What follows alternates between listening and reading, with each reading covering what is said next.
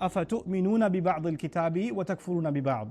Do you believe in some parts of the book and deny other parts of the book? How does somebody do that? Nobody comes and says, by the way, I believe in this surah, next surah, no, I'm a kafir of that surah. You decide what parts of the religion are suited for you and what parts of the religion I can just ignore. And so people do this in different ways.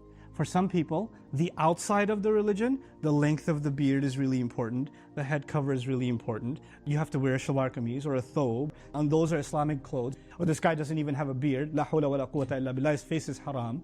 Or that one doesn't wear hijab. You know, what kind of hijab is that? Look, there's a hair sticking out, inna lillahi wa inna ilayhi raji'un. When you go to somebody's house, where did you get the chicken? Did you get it from the zabiha place? How zabiha is the zabiha place? Did you do an exhaustive background check of the butcher? Did you find out where he was born? And how many animals he's killed so far? And does he pronounce Bismillah Allahu Akbar properly or not? Because if not, I'm not eating here. I'll just have the salad and I'll go.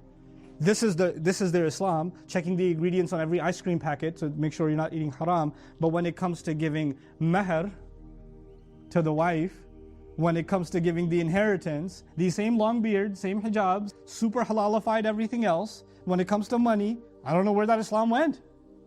It just disappeared all of a sudden. When it comes to speaking kindly to people, when it comes to not backbiting against others, when it comes to not putting someone down, when it comes to not slandering somebody, it just disappeared. So in some things, extremely Islamic looking. And other things, that's worse than any kafir would ever do.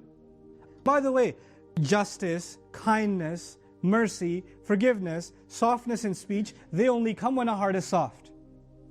But the outside appearance and impressing somebody with your religious, you can quote stuff. You even know Arabic. Abu Jahl spoke really good Arabic. The leader of the Munafiqun, Abdullah ibn Ubay, he gave epic speeches, man. His Arabic was way better than mine. So if you want to just quote Arabic and you feel like you're more religious, that's not what makes somebody religious. Knowledge doesn't make you more religious. Appearance doesn't make you more religious. It doesn't make you a better person. But for some people, that's essentially Islam. Somebody doesn't look that way, then you judge them. And you don't even judge yourself over the wrong things you're doing in your life, in the way you're dealing with people, even in the way that the prayers have become. You're praying perfectly. You're like, according to my school of thought, the hand should be here, or here, or here, wherever they are. And the entire prayer, looking at the guy's hands next to you, whose hands are a little bit lower, like, and as soon as salah is done, bro, your ruku was just not 90 degrees. It was more like, you need to fix your ruku. Why are you checking somebody else's prayer? What's wrong with you? This is a heart that is not overwhelmed by the remembrance of Allah.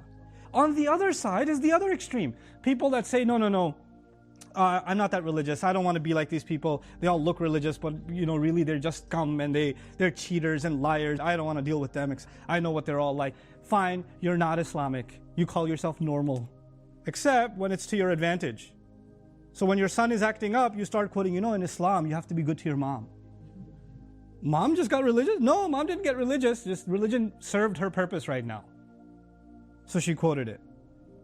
Or the husband who doesn't even pray, drinks, whatever else, abusive. And the wife speaks up, in Islam, women are supposed to be obedient. Islam? Really? You? Islam? When do you quote Islam? When you can slap somebody with it. There'll be people that have lived a completely non-religious life, that are going through a divorce. In the Western courts, it's like the women and men, they get 50-50, right? But Sharia court is going to give you more money. So he becomes religious during the divorce and says, I'm going to go to Sharia court because I don't want her to have, mashallah. This part of the Sharia is very beloved to me. Everything else about Sharia, who cares? This is أَفَتُؤْمِنُونَ بِبَعْضِ الْكِتَابِ وَتَكْفُرُونَ بِبَعْضِ. But let's take a deeper look.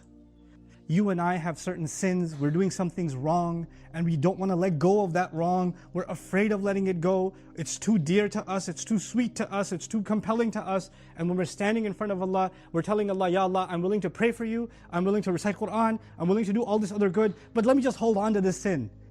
Okay, I'll make up for it with all this other good stuff. بَلَا مَنْ كَسَبَ سَيِّئَةً وَأَحَاطَتْ بِهِ خَطِيئَتُهُ. Somebody who earned a single sin, and that mistake took a hold of him, it surrounded him. Like you start negotiating with Allah, I'll give you all this other ibadah, but this 1, 2, 3 haram things, let me just hold on to them, okay? I'm not dealing with that. At first you maybe even make istighfar for it, eventually you stop even making istighfar for it. Allah knows how I am. At least I do all this other good stuff. This is أَفَتُؤْمِنُونَ بِبَعْضِ الْكِتَابِ وَتَكْفُرُونَ بِبَعْضِ. Believing in some parts of the book, rejecting, denying, ignoring other parts of the book. And so I conclude with the scary conclusion that Allah Himself gives. May Allah protect all of us. He says, فَمَا جَزَاءُ مَنْ يَفْعَلُ ذَلِكَ مِنْكُمْ إِلَّا خِزْيٌ فِي الْحَيَاةِ الدُّنْيَا. لاحظوا قال منكم لا منهم لا من بني إسرائيل منكم. He says, what should be the compensation for somebody who does that among you? Except خِزْيٌ فِي الْحَيَاةِ الدُّنْيا, humiliation in this worldly life. وَيَوْمَ الْقِيَامَةِ يُرَدُّونَ إِلَى أَشَدِّ الْعَذَابِ. And on the day of resurrection, they will be rejected and taken back to the most intense of all punishment. In other words, this is the worst of Jahannam. وَمَا اللَّهُ بِغَافِلٍ عَمَّا تَعْمَلُونَ. And Allah is not at all unaware of the things that you do.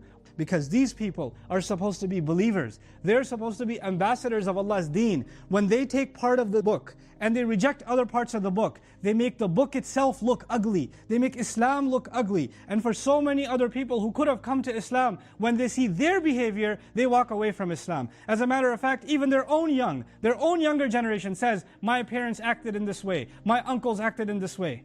They were religious in this, but look at how they behaved in this, and this. I want nothing to do with Islam. You were the reason to push shaitan's agenda onto your own, to spread kufr within your own. What bigger crime is there?